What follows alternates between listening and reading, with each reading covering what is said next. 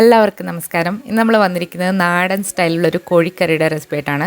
പഴയ രുചിയിലുള്ള ഒരു നല്ല ടേസ്റ്റ് ആയിട്ടുള്ള കോഴിക്കറിയാണ്. നമ്മളിന്ന് വറുത്തരച്ചിട്ടാണ് ചിക്കൻ കറി വെക്കാൻ പോകുന്നത്. അപ്പോൾ ഇതെങ്ങനെയാണെന്ന് നോക്കാം.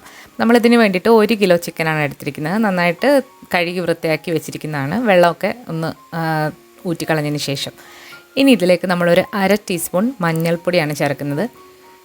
അതുപോലെ തന്നെ ആവശ്യത്തിനുള്ള ഉപ്പ് നമ്മളിപ്പം 1 ടീസ്പൂൺ ഇതിലേക്ക് ചേർക്കുന്നുണ്ട്. അപ്പം അത്യാവശ്യം ചിക്കനിലേക്ക് വേണ്ട നല്ലതായിട്ടുള്ള ഉപ്പ് ഇതിലുണ്ട്. ഇനി നമ്മൾ വെന്ത് കഴിഞ്ഞിട്ട് ആവശ്യമുണ്ടെങ്കിൽ മാത്രം നോക്കിയിട്ട് ഉപ്പ് ചേർത്താൽ മതി.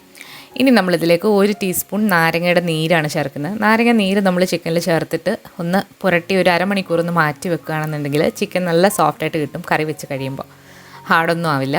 നന്നായിട്ട് കൈവച്ചിട്ട് മിക്സ് ആക്കിയിട്ട് ഒരു അരമണിക്കൂർ ഒന്ന് മാറ്റി വെക്കാം. ബാക്കി നമ്മൾ ഉള്ളിയൊക്കെ അരിയുന്ന സമയം കൊണ്ട് ഇതവിടെ ഇരുന്നിട്ട് മാരിനേറ്റ് ആയിക്കോളും. ഇനി നമുക്കിതിലേക്ക് വേണ്ടിയിട്ട് തേങ്ങ വേണം. നമ്മളിവിടെ 1 കപ്പ് തേങ്ങയാണ് എടുത്തിരിക്കുന്നത്. ഫ്രഷ് ആയിട്ടുള്ള തേങ്ങയാണ്.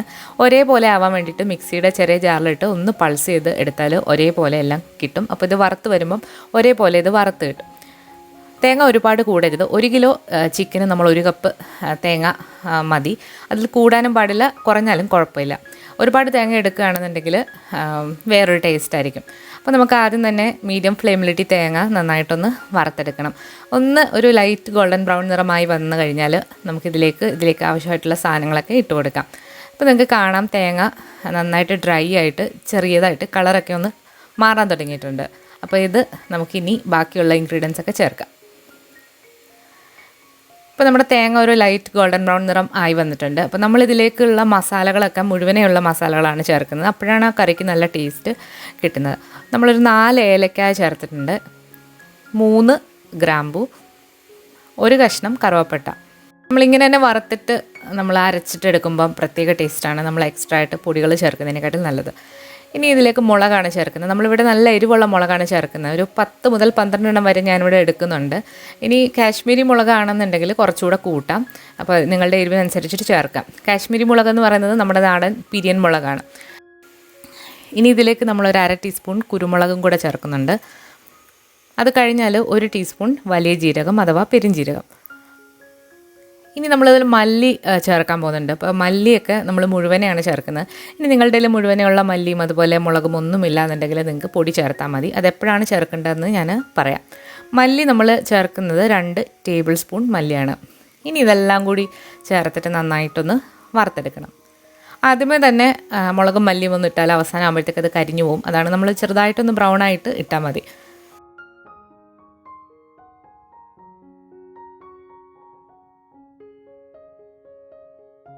നമ്മൾ തേങ്ങ അത്യാവശ്യം വറുത്തെടുത്തിട്ടുണ്ട്. പക്ഷേ കുറച്ചുകൂടെ ഒന്ന് കളറ് മാറിയിട്ട് നന്നായിട്ട് മൂക്കണം. അപ്പോഴാണ് കറിക്കാൻ നല്ല കളറും നമ്മൾ വിചാരിക്കുന്ന ടേസ്റ്റും കിട്ടത്തുള്ളൂ.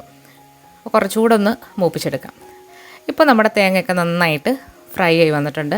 ഒരുപാടങ്ങ് ഇനി മൂപ്പിക്കേണ്ട, കരിഞ്ഞൊരു ടേസ്റ്റ് വരും. ഇതാണ് കറക്റ്റ് പരുവം. ഇനി നിങ്ങൾ മുളക് പൊടി ആണ് ചേർക്കുന്നതെന്നുണ്ടെങ്കിൽ ഈ സമയത്ത് ചേർത്തിട്ടൊന്ന് ഇളക്കിയിട്ട് നിങ്ങൾക്ക് തീ ഓഫ് ചെയ്യാവുന്നതാണ്. നമ്മൾ ആ പാനിൽ നിന്നും മറ്റൊരു പാത്രത്തിലേക്ക് വറുത്ത തേങ്ങ മാറ്റാണ്. അതിലിരുന്നാൽ കുറച്ചുകൂടെ ഇരുന്നിട്ട് കരിഞ്ഞു പോകാനുള്ള സാധ്യതയുണ്ട്. ഇത് ഇനി നന്നായിട്ട് തണുത്തിട്ട് വേണം അരച്ചെടുക്കാനായിട്ട്.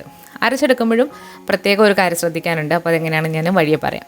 ഇനി നമ്മൾ ചിക്കൻ ഉണ്ടാക്കുന്ന ചട്ടിയിലേക്ക് വെളിച്ചെണ്ണ നന്നായിട്ട് ചൂടായി വന്നിട്ടുണ്ട്. 1 കപ്പ് ചെറിയ ഉള്ളി അരിഞ്ഞതാണ്. ചെറിയ ഉള്ളിയിൽ ചെയ്യുമ്പോഴാണ് ഈ കറിക്ക് ഏറ്റവും ടേസ്റ്റ് കിട്ടുന്നത്. ചെറിയ ഉള്ളി ഇല്ലാന്നുണ്ടെങ്കിൽ പകരം മീഡിയം സൈസിലുള്ള 2 സവാള എടുത്താൽ മതി. സവാള ഒരുപാട് കൂടണ്ട. ഇതിലേക്ക് കുറച്ച് പച്ചമുളക്, 4-5 പച്ചമുളക് കീറിയത് ഇട്ട് കൊടുത്തിട്ടുണ്ട്. ഞാൻ എടുത്തിരിക്കുന്നത് നല്ല എരിവുള്ള പച്ചമുളകാണ്. കുറച്ച് കറിവേപ്പില, ഇതെല്ലാം കൂടി ചേർത്തിട്ട് നന്നായിട്ടൊന്ന് വഴറ്റിയെടുക്കണം.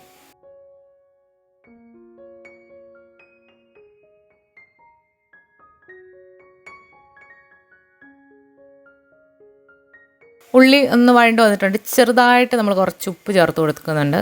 ചിക്കനിൽ നമ്മൾ അത്യാവശ്യം ഉപ്പ് ചേർത്താണ്, അതുകൊണ്ട് നോക്കിയിട്ട് മാത്രം ചേർക്കുക. നിങ്ങൾക്ക് കൂടുതൽ ഡൗട്ടാണെന്നുണ്ടെങ്കിൽ ചിക്കനിൽ ഒരു 1/2 ടീസ്പൂൺ ഉപ്പ് ചേർത്തിട്ട് ബാക്കി ചേർത്താൽ മതി. ഉപ്പ് കുറഞ്ഞാലും കുഴപ്പമില്ല, കൂടുമ്പോഴാണ് പ്രശ്നം. കുറഞ്ഞാൽ നമുക്ക് വീണ്ടും നോക്കിയിട്ട് അഡ്ജസ്റ്റ് ചെയ്യാം. അപ്പോൾ ആദ്യം കുറച്ച് ചേർത്തിട്ട് നോക്കിയിട്ട് ചേർക്കാം. കുക്കിങ്ങൊക്കെ സ്റ്റാർട്ട് ചെയ്യുന്നവർക്ക് വേണ്ടിയിട്ടാണ് പറഞ്ഞത്.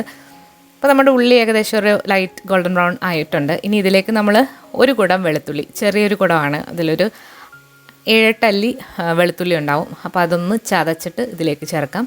അതുപോലെ തന്നെ ഒരു മീഡിയം സൈസിലുള്ള ഇഞ്ചി, അതും ചതച്ചിട്ട് ഇതിലേക്ക് ചേർക്കാം. ഇഞ്ചി വെളുത്തുള്ളി കൂടിയാലൊന്നും കുഴപ്പമില്ല. അപ്പോൾ അത് നമ്മൾ ഓരോരുത്തരുടെ വെളുത്തുള്ളി അല്ലിയുടെയും ഒക്കെ സൈസ് വ്യത്യാസപ്പെട്ടിരിക്കും. അതാണ് ഞാൻ കറക്റ്റായിട്ട് പറയാത്തത്. കുറച്ച് എണ്ണയും കൂടെ ഒഴിച്ചു കൊടുത്തിട്ടുണ്ട്. നന്നായിട്ടൊന്ന് വഴറ്റിയെടുക്കാം. ഇഞ്ചി വെളുത്തുള്ളിയൊക്കെ ചതച്ച് ഇടുമ്പോഴാണ് ഈ കറിക്ക് നല്ലൊരു ടേസ്റ്റ് കിട്ടുന്നത്.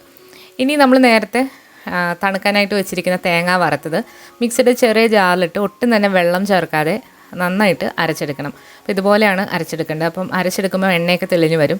ഒരിക്കലും നിങ്ങൾ ഈ വറുത്തരച്ച ചിക്കൻ കറി ഇതുപോലെ തീയലൊക്കെ വെക്കുമ്പോൾ വെള്ളം തൊട്ട് അരയ്ക്കുകയാണെന്നുണ്ടെങ്കിൽ അതിൻ്റെ ടേസ്റ്റേ മാറിപ്പോവും. നമ്മൾ വെള്ളം തൊടാതെയും വെള്ളം തൊട്ടും അരയ്ക്കുന്നതിൻ്റെ ടേസ്റ്റ് എന്ന് പറയുന്നത് രണ്ടും വ്യത്യാസമാണ്. അപ്പോൾ അത് വെള്ളം തൊടാതെ അരയ്ക്കുമ്പോഴാണ് നല്ല ടേസ്റ്റ് കിട്ടുന്നത്. ഇത് നിർത്തി ഇളക്കി കൊടുത്തിട്ട് മിക്സിയിൽ ചെറിയ ജാറിലിട്ട് അരച്ചെടുത്താൽ ഇങ്ങനെ നന്നായിട്ട് അരഞ്ഞു കിട്ടും. അപ്പോൾ നമുക്ക് ഈ അരച്ച മസാല ഇതിലേക്ക് ചേർത്തിട്ട് നന്നായിട്ടൊന്ന് മിക്സാക്കി കൊടുക്കാം. നമ്മൾ തേങ്ങ വറുത്തരയ്ക്കുന്നതുകൊണ്ട് അതിൽ ആവശ്യത്തിന് എണ്ണ ഉണ്ടാവും. അപ്പോൾ അതിൽ നിന്നും കൂടെ വന്ന എണ്ണയാണിത്. ഞാൻ മിക്സിയിൽ ചെറിയ ജാറ് ഒന്ന് കഴുകി ഒന്നുകൂടെ ഒന്ന് പൾസ് ചെയ്തിട്ട് നമ്മളതിലേക്ക് ഒഴിച്ചു കൊടുക്കാം. അപ്പോൾ ഇതൊന്ന് ചെറുതായിട്ടൊന്ന് തിളച്ച് വന്നു കഴിഞ്ഞാൽ നമ്മൾ നേരത്തെ മാരിനേറ്റ് ചെയ്ത് വെച്ചിരിക്കുന്ന ചിക്കൻ്റെ കഷ്ണങ്ങൾ ഇതിലേക്ക് ചേർത്തിട്ട് നന്നായിട്ടൊന്ന് മിക്സാക്കി എടുക്കാം.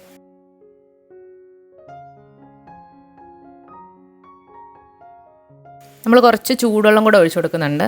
ഒരു ഗ്രേവിയുള്ള കറിയാണ്. തന്നെയല്ല ഇത് നമ്മൾ തിളപ്പിച്ച് നന്നായിട്ട് വറ്റിച്ചാണ് എടുക്കുന്നത്. അപ്പോൾ അത് കുറുകി വരും. അപ്പോൾ ഗ്രേവി ഒന്ന് തിളച്ച് വന്നിട്ടുണ്ട്. അപ്പോൾ ഇനി നമുക്കിതിലേക്ക് ചിക്കൻ്റെ കഷ്ണങ്ങൾ ഇട്ട് കൊടുക്കാം.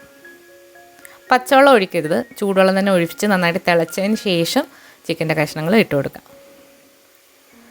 ഇനി നമുക്ക് നന്നായിട്ടൊന്ന് മിക്സാക്കി കൊടുക്കാം. ഇപ്പോൾ നിങ്ങൾക്ക് കാണാം ചിക്കൻ കറിയുടെ കളറ് തന്നെ കാണുമ്പോഴൊരു ഭംഗിയാണ്. നമ്മളിതിലിപ്പോൾ വെള്ളം തൊട്ട് അരച്ചിരുന്നെങ്കിൽ വേറൊരു കളറാണ് വരുന്നത്. അതുപോലെ തന്നെ ടേസ്റ്റിൽ നല്ല വ്യത്യാസമുണ്ട്.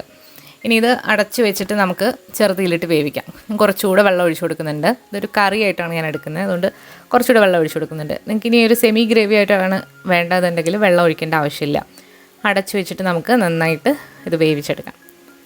അപ്പോൾ ചിക്കൻ്റെ വേവ് അനുസരിച്ചിട്ട് സമയം വേരി ചെയ്യാം. ഞാനിവിടെ എടുത്തിരിക്കുന്നത് ബ്രോയിലർ ചിക്കൻ അല്ല, അതുകൊണ്ട് കുറച്ചുകൂടെ വേവ് കൂടുതലാണ്.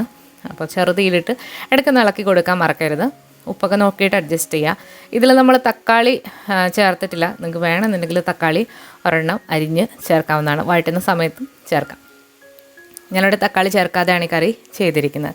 അപ്പോൾ കറി അവിടെ നന്നായിട്ട് തിളച്ച് വരുമ്പോഴത്തേക്ക് നമുക്കിതിലേക്ക് കടുകൊന്ന് താളിച്ചിടാം. അപ്പോൾ അതിന് വേണ്ടിയിട്ട് വെളിച്ചെണ്ണ ചൂടായി വന്നപ്പോൾ കുറച്ച് കടുകിട്ട് പൊട്ടിച്ചിട്ടുണ്ട്. പിന്നെ ഒരു പിടി ചെറിയ ഉള്ളി വട്ടത്തിലരിഞ്ഞത് കുറച്ച് ചേർത്താലും മതി. ഞങ്ങൾ കുറച്ച് എക്സ്ട്രാ ചേർക്കുന്നുണ്ട്. നന്നായിട്ട് മൂപ്പിക്കുക. ഇനി ഇതിലേക്ക് കുറച്ച് വറ്റൽമുളകും കറിവേപ്പിലയും കൂടെ ഇട്ടിട്ട് അത് നമുക്ക് കറിയിലേക്ക് ഒഴിക്കാം. അപ്പോൾ ഒരു പ്രത്യേക ടേസ്റ്റാണ്. അപ്പോൾ ഈ സ്റ്റെപ്പ് തികച്ചും ഓപ്ഷണലാണ്. എക്സ്ട്രാ ഒരു ടേസ്റ്റിന് വേണ്ടിയിട്ടാണ് നമ്മളിങ്ങനെ ചെയ്യുന്നത്. അപ്പോൾ ചെറിയ ഉള്ളി നന്നായിട്ട് മൂത്ത് വന്നിട്ടുണ്ട്. നമുക്കിതിലേക്ക് കറിവേപ്പില ചേർക്കാം.